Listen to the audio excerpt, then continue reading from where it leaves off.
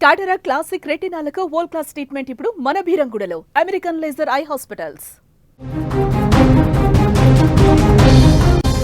జగిత్యాల జిల్లాలో తీవ్ర విషాదం నెలకొంది. పెళ్లైన వారానికే యువతి ఆత్మహత్య చేసుకుంది. దసరా పండగ రోజు మటన్ విషయంలో భార్యాభర్తల మధ్య గొడవ జరిగినట్లుగా తెలుస్తోంది. మనస్తాపంతో ఉరివేసుకుని గంగోత్రి ఆత్మహత్య చేసుకుంది. గత వారమే ప్రేమ పెళ్లి చేసుకుంది గంగోత్రి. ప్రాణంగా ప్రేమించుకున్నారు. పెద్దల్ని ఎదిరించి ఒప్పించి మరీ ప్రేమ పెళ్లి చేసుకున్నారు. వారికి పెళ్లి సరిగ్గా వారం అవుతోందంతే. ఇంతలోనే దసరా పండగకు వచ్చింది. దీంతో భర్తతో కలిసి పుట్టింటికి వచ్చింది భార్య గంగోత్రి.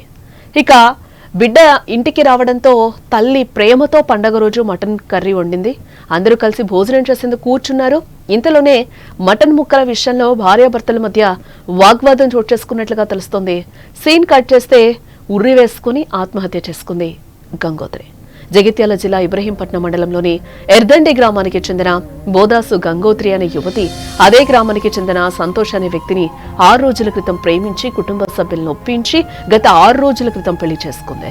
అయితే గురువారం రాత్రి దసరా పండుగ కావడంతో భర్తతో కలిసి తల్లిగారింటికి భోజనం చేసే క్రమంలో ఇద్దరి మధ్య చిన్నపాటి వాగ్వాదం చోటు చేసుకున్నట్లుగా కూడా గంగోత్రి తల్లి చెప్తూ ఉంది. అయితే ఆ గొడవ అనంతరం వారు తిరిగి ఇంటికి వెళ్లిపోయారు.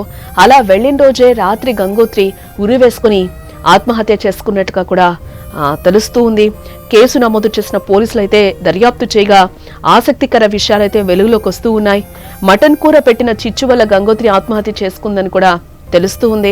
మటన్ కూర విషయంలో సంతోష్ గంగోత్రిల మధ్య వివాదం రాజుకుని అది కాస్త పెద్ద గొడవగా మారిందని, దీంతో మనస్తాపం చెందిన యువత ఆత్మహత్య చేసుకుందని కూడా తెలుస్తూ ఉంది.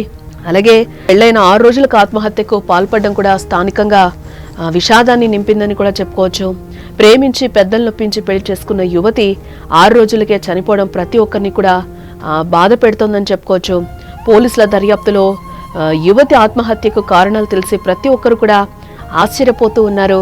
ఇలాంటి కారణాలకు కూడా చనిపోతారని ఆశ్చర్యపోతున్నారు. మటన్ కూరలో కారం ఎక్కువైందనే కారణంతో దంపతులు గొడవ పడ్డారని, దీంతో మనస్తాపం చెందిన గంగోత్రి ఆత్మహత్యకు పాల్పడిందని కూడా పోలీసులు చెప్తూ ఉన్నారు.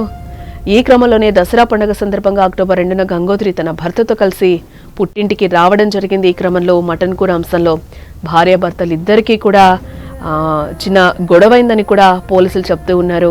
గంగోత్రి మటన్ కూరలో కారం ఎక్కువ వేసినందుకు సంతోష్ ఆమె మీద అరిచాడని, ఆ గొడవ కాస్త పెద్దదిగా మారిందని తెలిపారు. అదీ కాక గంగోత్రి తమ ఇంటి దగ్గర మటన్ తినలేదని, మరి పుట్టింట్లో చికెన్ ఎలా తింటుందని సంతోష్ ప్రశ్నించాడని తెలిపారు. దీంతో గంగోత్రి తల్లిదండ్రులు తమ కుమార్తె మటన్ తినదని, చికెన్ మాత్రమే తింటుందని అతడికి చెప్పడం జరిగింది. ఆ గొడవ తర్వాత గంగోత్రి తన భర్త సంతోష్తో కలిసి అత్తారింటికి వెళ్ళింది. అక్కడ కూడా ఇదే అంశంపై ఇద్దరి మధ్య గొడవ జరిగిందని కూడా చెప్తూ ఉన్నారు. తీవ్ర మనస్తాపానికి గురైన గంగోత్రి గురువారం అర్ధరాత్రి ఇంట్లో అందరూ నిద్రపోయిన తర్వాత ఉరివేసుకుని ఆత్మహత్య చేసుకుందని కూడా పోలీసులు చెప్తూ ఉన్నారు. ఇంత చిన్న కారణానికే గంగోత్రి ప్రాణాలు తీసుకోవటం సంచలనంగా నిలిచిందని కూడా చెప్పుకోవచ్చు. భోజనం దగ్గర జరిగిన గొడవలు మనసులో పెట్టుకుని సంతోష్ తన కుమార్తెను బలవంతంగా ఇంటికి తీసుకెళ్లి ఇబ్బంది పెట్టడం వల్లే తమ కుమార్తె మరణించిందని కూడా గాయత్రి తల్లి శారద ఆరోపిస్తున్నారు. కూర తెప్పించుకున్నాడు మటన్. అయితే మా ఇంటికనే మటన్ ఉన్నది, మీ ఇంటికి మటన్ ఎంత తెప్పించినావు అన్న బిడ్డ అడిగింది. అడిగితే మీ ఇంటికాడ ఉన్నది, మా మటన్ తినవా, మీ మటన్ తినవా, మా మటన్ తినవని అంటే మీ ఇంటికదని తెప్పించేది, మా ఇంటికాడ తినొచ్చు కదా, మీ మాట మాకెందుకు రేపు మీరు అంటే మేము పడల్లా అని అన్నది.